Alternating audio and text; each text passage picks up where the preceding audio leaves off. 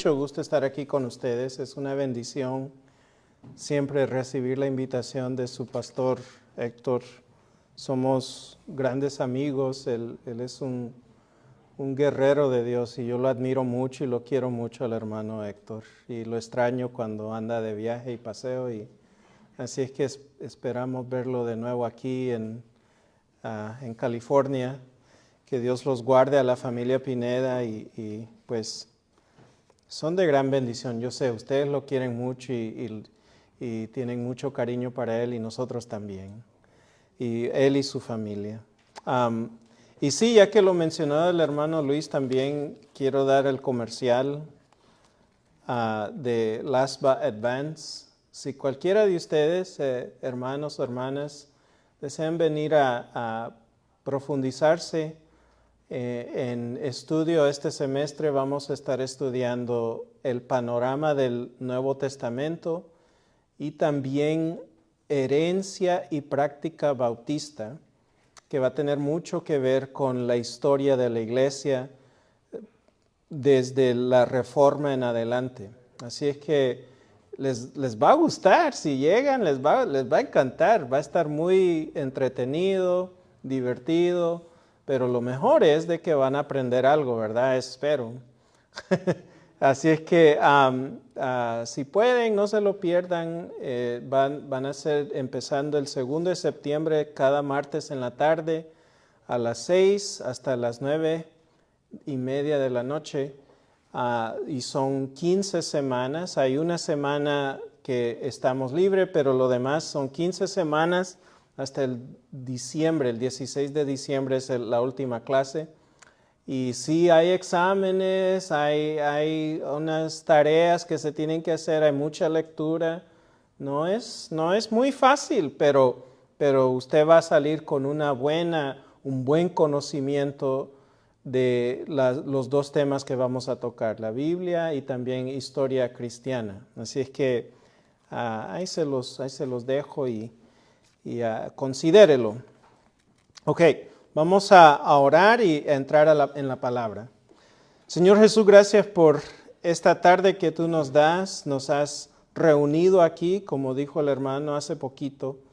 Tu Espíritu nos da tu palabra y de ella nos nutrimos, de ella nos alimentamos porque tu palabra es vida. Tú nos has compartido a ti mismo y así cuando leemos tu palabra, tú estás presente con nosotros, Señor. Tu Espíritu habita en nuestros corazones, nos desarrolla, nos entrena, nos da el equipo necesario para vivir en este mundo de acuerdo a tu voluntad, en obediencia y con poder. Ayúdanos ahora entonces a recibir la palabra que tú tienes aquí y que seamos hechos de nuevo, Señor. Si es que hay algún pecado, si es que hay algo que tenemos que traer ante tus pies, Señor, te pedimos ahora que hagas nuestros corazones a reconocer lo que tenemos que traer a ti, Señor. Gracias por este día y esta palabra que nos das. En el nombre de Jesús. Amén. Hechos capítulo 4, vamos a leer hasta el verso 22 para tomar esta sección entero. Yo sé que su pastor Héctor ha estado predicando el libro de Hechos y yo también. Así es que el mensaje que les traigo es uno de los que he dado en la iglesia de donde yo vengo. Y tal vez se va a repetir. El pastor Héctor ya les dio el mensaje de este capítulo porque él se adelantó un poco más que yo. Pero tal vez les traigo unas cositas que tal vez él no mencionó y de seguro él mencionó muchas cosas que yo no voy a decir ahora. Así es que no nos repetimos mucho. Ok, Hechos capítulo 4. Mientras ellos hablaban al pueblo, se les echaron encima los sacerdotes, el capitán de la guardia del templo y los saduceos, indignados porque enseñaban al pueblo y anunciaban en Jesús la resurrección de entre los muertos. Les echaron mano y les pusieron en la cárcel hasta el día siguiente, pues ya era tarde. Pero muchos de los que habían oído el mensaje creyeron, llegando el número de los hombres como a 5,000. Y sucedió que al día siguiente se reunieron en Jerusalén sus gobernantes, ancianos y escribas. Estaban allí el sumo sacerdote Anás, Caifás, Juan y Alejandro, y todos los que eran del linaje de los sumos sacerdotes. Y habiéndolos puesto en medio de ellos, les interrogaban: ¿con qué poder o en qué nombre habéis hecho esto? Entonces Pedro, lleno del Espíritu Santo, les dijo: gobernantes y ancianos del pueblo, si se nos está interrogando hoy por causa del beneficio hecho a un hombre enfermo, ¿de qué manera éste ha sido sanado? Sabed todos vosotros y todo el pueblo de Israel que en el nombre de Jesucristo el Nazareno, a quien vosotros crucificasteis y a quien Dios resucitó de entre los muertos, por él este hombre se halla aquí sano delante de vosotros. Este Jesús es la piedra desechada por vosotros, los constructores, pero que ha venido a ser la piedra angular. Y en ningún otro hay salvación, porque no hay otro nombre bajo el cielo dado a los hombres en el cual podamos ser salvos. Al ver la confianza de Pedro y de Juan, y dándose cuenta de que eran hombres sin letras y sin preparación, se maravillaban y reconocían que ellos habían estado con Jesús. Y viendo junto a ellos de pie al hombre que había sido sanado, no tenían nada que decir en contra. Pero habiéndoles ordenado salir fuera del concilio, deliberaban entre sí, diciendo: ¿qué haremos con estos hombres? Porque el hecho de que un milagro notable ha sido realizado por medio de ellos es evidente a todos los que viven en Jerusalén, y no podemos negarlo. Mas a fin de que no se divulgue más entre el pueblo, amenacémoslos, para que no hablen más a hombre alguno en este nombre. Cuando los llamaron, les ordenaron no hablar ni enseñar en el nombre de Jesús. Mas respondiendo Pedro y Juan, les dijeron: vosotros mismos juzgad si es justo delante de Dios obedecer a vosotros antes que a Dios. Porque nosotros no podemos dejar de decir lo que hemos visto y oído. Y ellos, después de amenazarlos otra vez, los dejaron ir, no hallando la manera de castigarlos por causa del pueblo, porque todos glorificaban a Dios por lo que había acontecido. Porque el hombre en quien se había realizado este milagro de sanidad tenía más de 40 años. Bueno, un largo pasaje, pero creo que tiene un enfoque muy importante para nosotros ahora. Aquí en los primeros 4 versos nos podemos fijar algo aquí, si se van de regreso al empiezo del capítulo. Miren aquí, dice en esta sección que lo he titulado Enseñanza y Proclamación.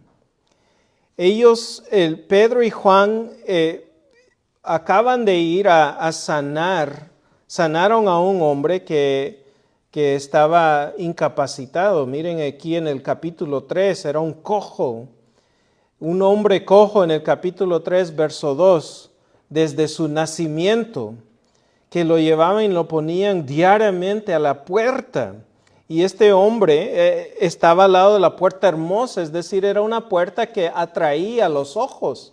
Entonces mucha gente pasaba por ahí, era un lugar bonito, y por eso es de que este hombre pedía limosna a ese lado. Pedro y Juan dijeron: tenemos algo mejor para ti, y a este hombre le concedieron sanidad, era un milagro. Ok, entonces esta es una cosa que debemos de entender, de que los milagros señalan el ministerio específico del apóstol. Es decir, el apóstol trae una nueva palabra de Dios. Pedro y Juan están predicando del Antiguo Testamento, por cierto, pero ellos están dando una revelación de parte del Espíritu Santo que se puede considerar literatura inspirada. Entonces es en su oficio apostólico se confirma que ellos son apóstoles por medio de milagros, por medio de estas señas. Entonces aquellos que andan ahora en este día moderno diciendo que andan haciendo milagros, vengan a la campaña de sanidad, de milagros y cosas así, lo que ellos están implicando con eso es de que ellos van a dar palabra nueva de Dios también. Esto es error, porque ellos no son apóstoles. Los apóstoles son aquellos que tuvieron testigo ocular de Jesús y enseñanza de Él, y la única separación fuera un hombre, es decir, un apóstol le enseñó a otro apóstol. Y ya estuvo, se acabaron, porque parece que Esteban también tuvo ese ministerio de sanidad y de milagros y predicación. Entonces, y parece que Esteban tal vez lo vio a Jesús ocularmente, pero quién sabe. Pero por seguro tenemos que los apóstoles, los 11 que sobrevivieron y después Pablo, tuvieron testigo ocular de Jesús. Y ellos tienen esta habilidad de hacer milagros. Por eso el pueblo crecía de esta manera y era la única iglesia en toda la tierra. La única iglesia en toda la tierra que existía era la iglesia que existía aquí en la ciudad de Jerusalén, la cual era liderada por los 12 apóstoles. Es decir, el único lugar donde se estaba predicando el evangelio era allí en Jerusalén. No había otra opción si uno quería en realidad obedecer a Dios. Y ahí entonces creció el evangelio, estaba ahí como dice aquí en el pasaje, de que el número de ellos en el verso 4 del capítulo 4, llegando el número de los hombres como a 5,000. 5,000 cristianos en toda la tierra entera. ¿Se imaginan? Porque el pueblo de Israel, la raza de Israel, es decir, aquellos que decían que eran de Abraham, que eran descendientes de Abraham, pues de ellos habían millones, pero de cristianos, de elegidos, de aquellos que eran salvos, de aquellos que eran hijos de Dios, en ese tiempo solo habían 5,000. Qué interesante eso. Bueno, Dios va a traer más, por cierto, pero por ahorita esta es la iglesia y está creciendo, está pasando por un tipo de como repitiendo pasos del pueblo de Israel. Miren en el libro de Éxodo capítulo 4.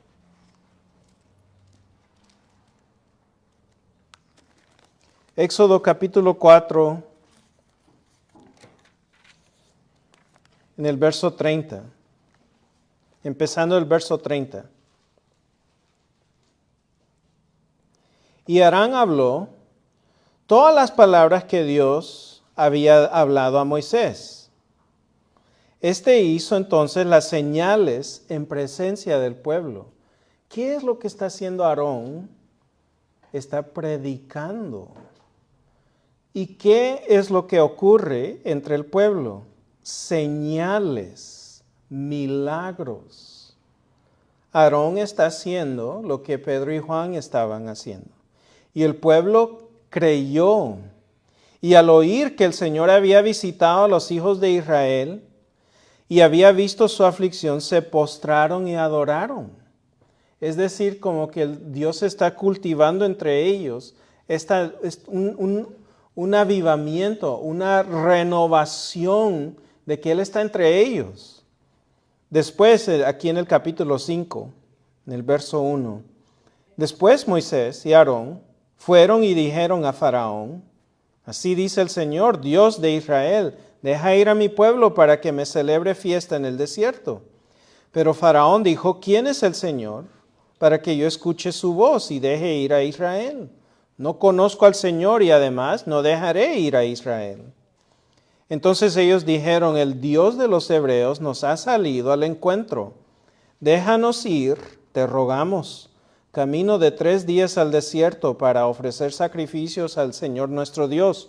No sea que venga sobre nosotros. El pueblo de la tierra es ahora mucho y vosotros queréis que ellos cesen en sus labores. Ok, hay una conexión. El faraón tiene esclavizado al pueblo de Israel. El liderazgo de los judíos, aquí ya de regreso en Hechos, tiene esclavizado al pueblo de Cristo. Moisés y Aarón predicando y haciendo milagros, y el pueblo está creciendo en su fe hacia Jehová. Pablo y Juan haciendo milagros y predicando, y el pueblo está creciendo hacia fe en Cristo. Pero esta vez no es Egipto quien tiene cautivo a Israel, sino que Israel tiene cautivo a Israel. Y entonces lo que Lucas nos está mostrando es de que este patrón de pecado se está repitiendo una vez más. Y de que no importa que la raza, no importa quiénes son, el pecado es persistente. El mismo pecado, el cautiverio de Egipto, es paralelo al cautiverio de Israel hacia su mismo pueblo. Entonces aquí si seguimos entonces en el verso 5 al 12, aquí el encabezado le he puesto por su nombre. El primer encabezado del verso 1 al 4, enseñanza y proclamación. Ahora en la segunda sección del 5 al 12, por su nombre. Sí, Pedro y Juan son llevados ante el mismo tribunal que menos de 2 meses antes, solo han pasado 2 meses, o menos de 2 meses, habían condenado a muerte a Jesús. Esta es la misma corte, el mismo salón. Cuando era niño yo en la high school, en los 90, se hizo muy famoso un salón de corte. Y ese salón era el salón de Judge Lance Ito, donde fue la corte donde hicieron el tribunal de O.J. Simpson. Y pues nos aprendimos bien el diseño de ese salón, aún como niño, porque solo eso había en la televisión. Quitaron las caricaturas, quitando I Love Lucy, quitaron todo, Gilligan's Island, solo estaba O.J. Simpson en la televisión. Nos aprendimos bien ese salón. Y ahí fue. ¿Y ha pasado algo famoso ahí otra vez? ¿Quién sabe?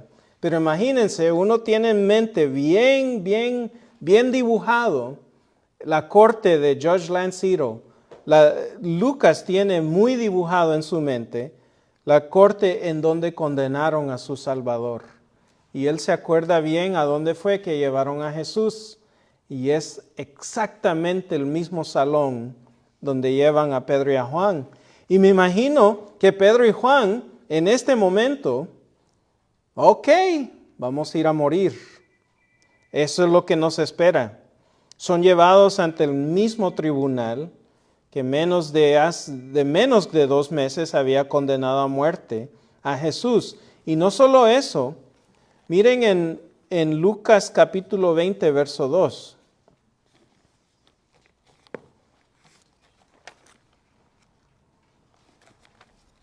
Lucas 20,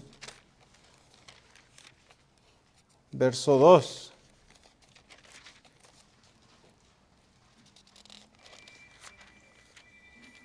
Dice, aquí están hablándole a Jesús mismo, puesto ante la autoridad de Jesús, ante puesto ante la corte. Bueno, en el verso 2 dice, aconteció que en uno de los días cuando él enseñaba a la gente en el templo y lo anunciaba el evangelio, se le enfrentaron los principales sacerdotes y los escribas con los ancianos y le hablaron diciéndole, dinos, ¿con qué autoridad haces estas cosas o quién te dio esta autoridad? La misma pregunta que se le hizo a Jesús, se le hizo a Pedro y a Juan. Y la situación es de suma gravedad, porque ahí entonces, bueno, los pueden matar, como hicieron a Jesús, los van a crucificar. Eso es lo que sienten de seguro, eso es lo que esperan ellos. Pero Pedro, en un tiempo anterior, ¿se acuerdan qué hizo Pedro cuando se enfrentó con la posibilidad de que a él también lo iban a crucificar? Pedro dijo, ¿qué es lo que dijo? ¿Qué le dijo a Jesús? ¿O qué le dijo a la gente que le preguntó? Hey, que no tú eres uno de los discípulos de Jesús. Y Pedro dijo, no hombre. Y otra cipota le preguntó, ¿que no eres tú uno de los, de los que seguía a Jesús? Y Pedro dijo, no hombre, ni te creas eso. Y después le preguntaron otra vez, ¿y qué es lo que hizo Pedro? Dijo, malas palabras. Él es un pip, no me importa lo que pip. A saber, malcriadezas que dijo, porque él era un hombre así, un hombre vulgar. Y así habló de su Señor en ese tiempo. Pero Dios hizo una obra en el corazón de Pedro. Dios lo cambió en un héroe, en un gran general de su ejército. Y aquí, en vez de Pedro hacer eso y negar a su Cristo como lo hizo la primera vez, aquí Pedro mejor hace esto. Miren en el verso 8. Entonces, Pedro, lleno del Espíritu Santo, lleno de la unción que le dio fuerza a David, que le dio sabiduría a Daniel, que le dio autoridad al rey David, que le dio poder a Sansón, que le dio la autoridad que tenía aún Jesús el Mesías. Este mismo Espíritu Santo llegó a Pedro. Y con esta misma unción, Pedro pudo dar su defensa. Lleno del Espíritu Santo les dijo, gobernantes y ancianos del pueblo, si se nos está interrogando hoy por causa del beneficio hecho a un hombre enfermo, de qué manera que éste ha sido sanado, sabed todos vosotros y todo el pueblo de Israel que en el nombre de Jesucristo el Nazareno. Y ahora miren aquí se pone bien seria la cosa. Porque ustedes, dice, a quien vosotros crucificasteis. Porque Pedro dice Jesucristo, no dice solo Jesús el Nazareno. Él les está diciendo Jesús, el Mesías prometido de la palabra que ustedes dicen que ustedes creen, del profeta Isaías, del profeta Moisés, el Mesías prometido, el Salvador, porque el nombre de Jesús significa Salvador, Yeshua, Yesu. Este es Salvador, Redentor, el Redentor Mesías prometido, quienes ustedes crucificaron a Él y a quien Dios resucitó de entre los muertos. Por Él, por este hombre, se halla aquí sano delante de vosotros. Es decir, esa es la autoridad que tengo. De el Mesías, de quien nosotros hemos creído por medio de la palabra. Aquel que fue resucitado de entre los muertos. El poder para la sanidad, provino de Jesús el Mesías, a quien ustedes crucificaron. Y Dios resucitó de entre los muertos. Miren Juan capítulo 1. El Evangelio de Juan capítulo 1. Del 11 al 13. A lo suyo vino, y los suyos no le recibieron. Pero a todos los que le recibieron, les dio el derecho de llegar a ser hijos de Dios, es decir, a los que creen en su nombre. ¿El nombre de quién? De Jesús. Ahora usted piensa, pues es Jesús, ¿verdad? Ese nombre. Pero el nombre de Jesús significa más que solo el propio nombre.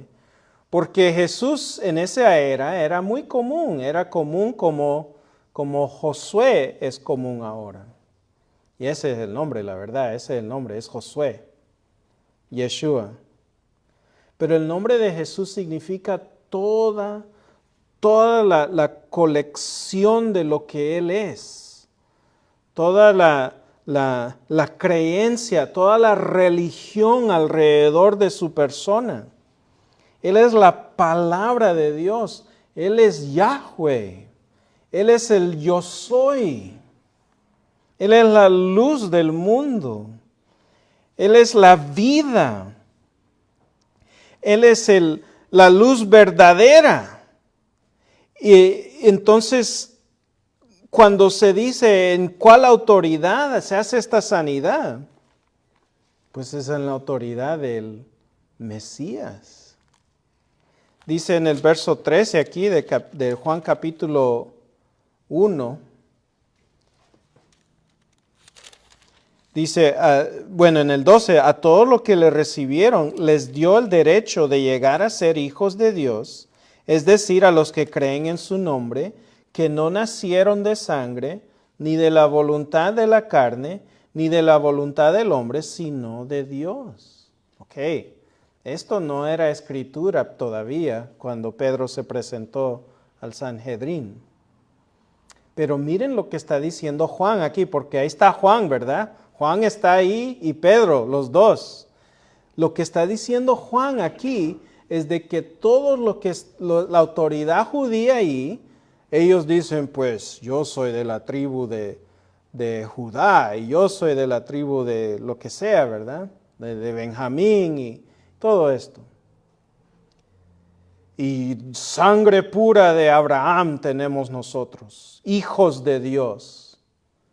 Y Juan dice, no hombre, no, los hijos de Dios son los que creen en su nombre.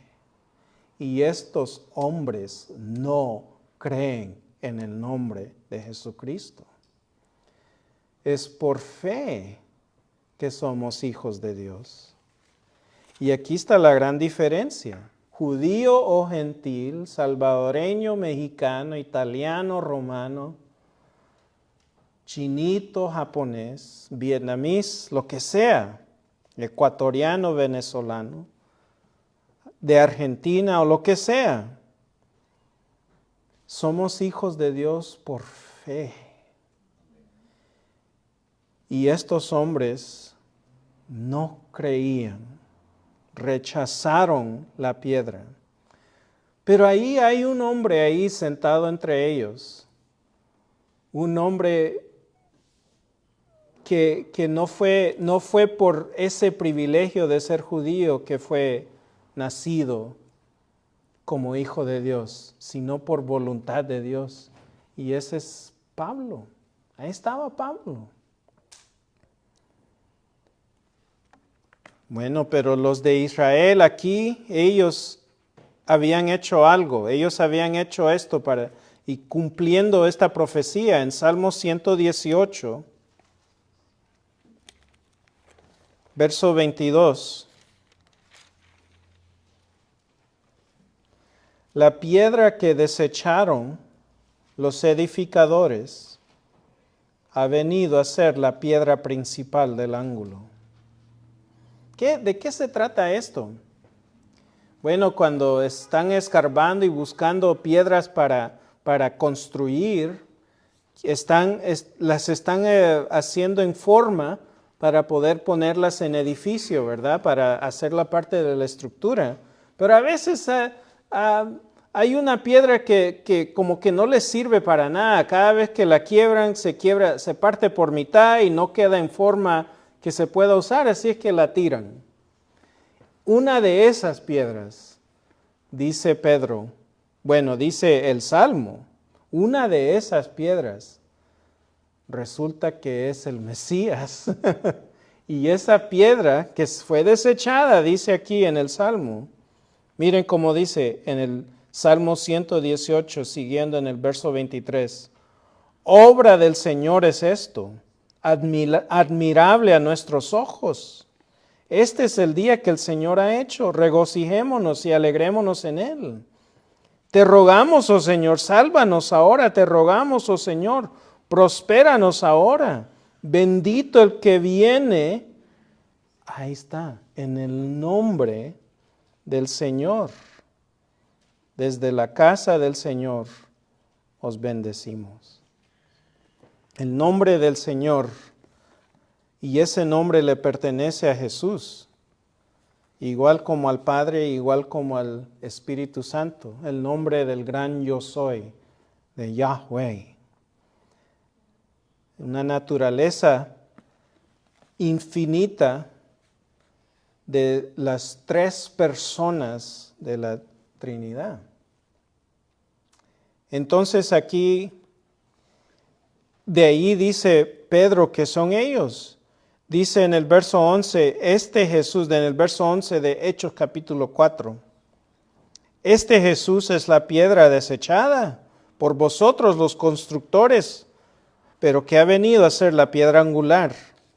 Y en ningún otro hay salvación, porque no hay otro entre los hombres, no hay otro nombre bajo el cielo dado a los hombres en el cual podemos ser salvos. Es innegable, dice. Miren, desde el tercer encabezado aquí y el último encabezado, desde el 13 al 22. Aquí nos fijamos de que es innegable de que Jesús ha fortalecido a su iglesia. Especialmente aquí el ejemplo es, al ver la confianza, miren en el verso 13, al ver la confianza de Pedro y de Juan, y dándose cuenta que eran hombres sin letras y sin preparación, se maravillaban. A algunos tal vez les gusta ver las películas de karate. Y ven una película y en la película están los personajes y haciendo todas las maniobras y todo. Y ven a uno que es joven y dice, oh, ese ha estudiado con Wan Fu. Él conoce los movimientos de Wan Fu. O si uno mismo hace karate o lo que sea, artes marciales, y hace una maniobra, y le dice, hey, esa te la aprendiste de Machado. Oh, esa te la aprendiste de Danaher. Oh, esa te la aprendiste de cualquier otro nombre de Jiu-Jitsu o lo que sea, de karate. Te sabes esos movimientos. Oh, ese es uno de la escuela de Carlson Gracie. Royce Gracie. Se saben estas. Pedro y Juan habían ido a la mejor escuela de karate que había existido en todo el universo. Y ellos vieron el poder y la habilidad y la autoridad que ellos tenían.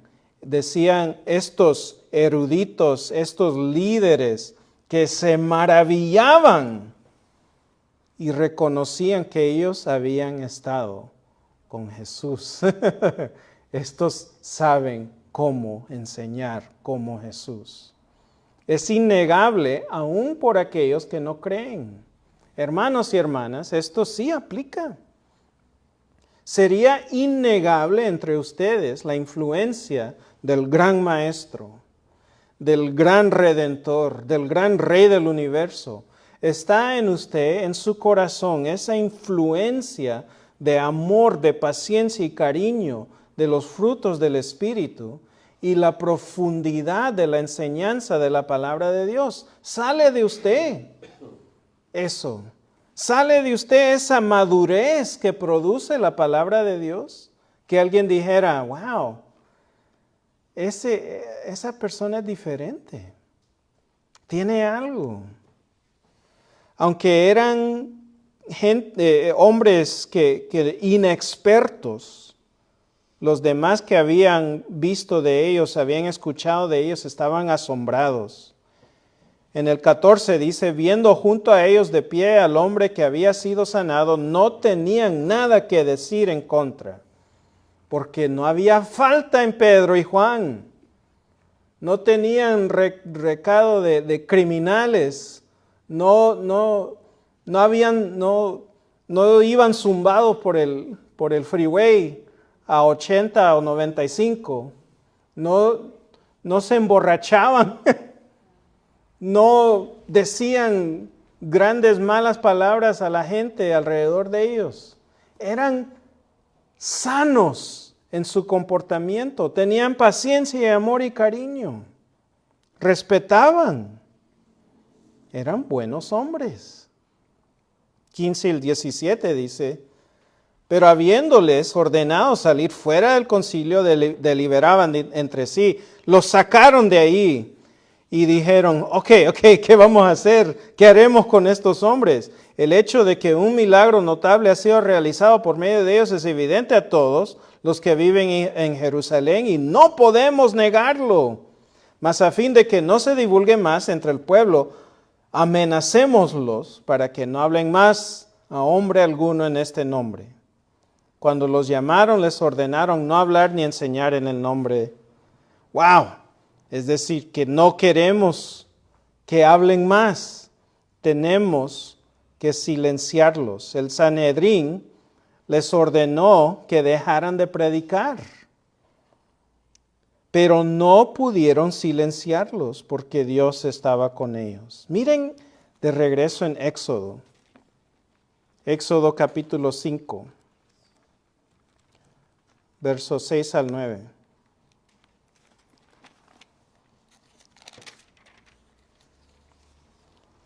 Aquel mismo día dio órdenes Faraón a los capataces que estaban sobre el pueblo y a sus jefes diciendo, ya no daréis como antes paja al pueblo para hacer ladrillos que vayan ellos y recojan paja por sí mismos, pero exigiréis de ellos la misma cantidad de ladrillos que hacían antes. No la disminuyas en lo más mínimo, porque son perezosos. Por eso claman diciendo, déjanos ir a ofrecer sacrificio a nuestro Dios. Es decir, un castigo para que no escuchen, para distraerlos de la palabra. El faraón intentó silenciar a Moisés y a Aarón, cargando a Israel con trabajos forzados que los alejarían del mensaje de Moisés. Pero miren, ahora en el capítulo 5 de Éxodo, verso 22 al 23.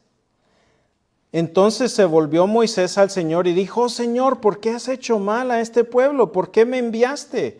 Pues desde que vine a Faraón a hablar en tu nombre, él ha hecho mal a este pueblo. Y tú no has hecho nada por librar a tu pueblo. Y ahí se acaba el capítulo. Pero miren lo que empieza en el 6. Respondió el Señor a Moisés, ahora verás lo que haré a Faraón, porque por la fuerza los dejará ir y por la fuerza los echará de su tierra. Verso 7 del mismo capítulo. Y os tomaré por pueblo mío, y yo seré vuestro Dios. Y sabréis que yo soy el Señor, vuestro Dios, que os sacó de debajo de las cargas de los egipcios. Dios promete liberación. Hermanos y hermanas, Muy poco después de esto, el libro de Hechos nos describe de que les cayó muy duro al pueblo cristiano. Hubo una persecución horrible contra la iglesia. Mataron a Esteban y se dispersaron, se fueron de Jerusalén. Dios los sacó de Egipto a estos hermanos y después Dios destruyó a Jerusalén.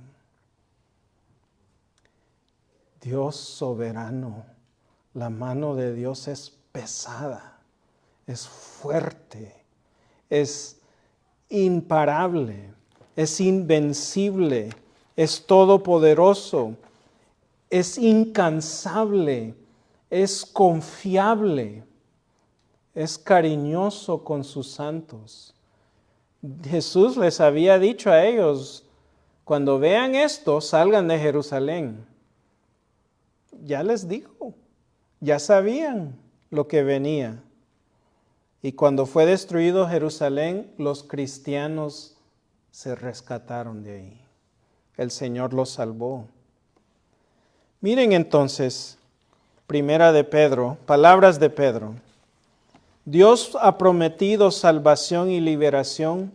Él salvó a su pueblo de Egipto, salvó a su pueblo por debajo de la fuerza de los judíos. Y ahora estamos otra vez en cautiverio en el sistema de este mundo.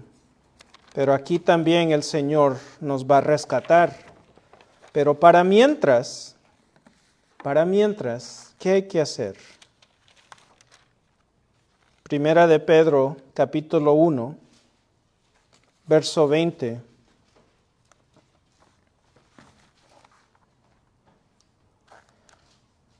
Porque Él estaba preparado desde antes de la fundación del mundo, pero se ha manifestado en estos últimos tiempos por amor a vosotros, que por medio de Él sois creyentes en Dios, que le resucitó de entre los muertos y le dio gloria, de manera que vuestra fe y esperanza sean en Dios. Puesto que en obediencia a la verdad habéis purificado vuestras almas para un amor sincero de hermanos. Aquí está la aplicación. Amaos unos a otros entrañablemente de corazón puro, pues habéis nacido de nuevo, no de una simiente corruptible como los judíos, sino de una que es incorruptible, es decir, mediante la palabra de Dios que vive y permanece. Israel perdió la trama, perdió la historia, pero miren qué tan bueno es Dios, porque eso fue a propósito. Ahora no solo a Israel se le ofrece esta salvación, sino que a nosotros también, a los gentiles. Dice entonces, porque toda carne es como la hierba, toda su gloria como la flor de la hierba, sécase la hierba, cáese la flor, mas la palabra del Señor permanece para siempre. Y esta es la palabra que os fue predicada. Pedro murió por esta palabra. Y él lo hizo con todo gusto. Juan fue exiliado y fue hecho extraño por esta palabra y murió solo. Y muchos miles más han muerto por la palabra de Dios. Pero son palabras por las cuales morir, son palabras por las cuales vivir, porque dan vida. Y estos hombres y mujeres que han muerto por el Evangelio están más vivos que nunca. Y así, hermanos y hermanas, esta vida la tenemos ya, vida eterna, presente con nosotros. Y así también podemos vivir por este evangelio y gozar de ello.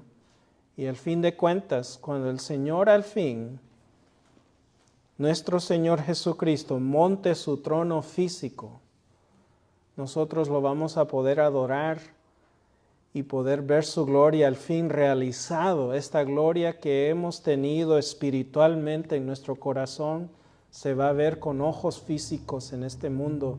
Esa es la esperanza que tenemos, una esperanza innegable, una esperanza garantizada, una esperanza que no es un solamente sueño, pero es el fin y la meta de toda la creación que Dios ha hecho. Y Dios lo va a llevar a cabo. Eso es lo que estamos esperando. Bueno, oremos. Señor, gracias porque tú eres bueno, porque tu palabra nos da una esperanza que no muere, porque tú eres el Señor del universo que estás llevando todo a cabo, todo a su fin, todo a su meta. Y esta verdad nos da una esperanza que puede salir adelante, aún en las buenas y en las malas de esta vida, Señor. Te pedimos, Señor, que nos enseñes más de ti siempre, que cuides de nosotros cada uno aquí que estamos, Señor. Cuida de los corazones de los hermanos, aquellos que están desalentados, aquellos que se sienten ahuitados, volando bajo. Señor, dales fuerza, dales esa brisa que necesitan, Señor, que ellos puedan salir adelante creyendo en ti, predicando tu evangelio a su familia, a sus amigos, adorándote a ti siempre, Señor, con una alegría que solo tu Espíritu puede dar. Gracias por esto, Señor. Inspíranos por las historias de Pedro y Juan, y al fin por el sacrificio, el ministerio y la resurrección de nuestro Señor Jesucristo. En el nombre de Jesús. Amén.